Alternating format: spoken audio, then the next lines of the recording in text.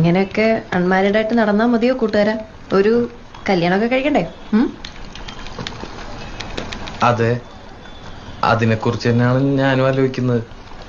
ഈ അൺമാരീഡിൽ നിന്നും മാരീഡിലേക്ക് മാറാൻ ഒരൊറ്റ യെസ് മതി. ആരുടെ? പെണ്ണിന്റെ അച്ഛൻ്റെയോ? അല്ല, പെൺകുട്ടിയുടെ. അതേത് പെണ്ണ്?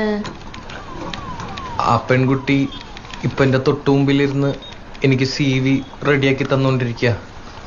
ഓ ഐ സി. നീ എന്നെ പ്രപ്പോസ് ചെയ്താണോ ഇപ്പൊ കേട്ടെ?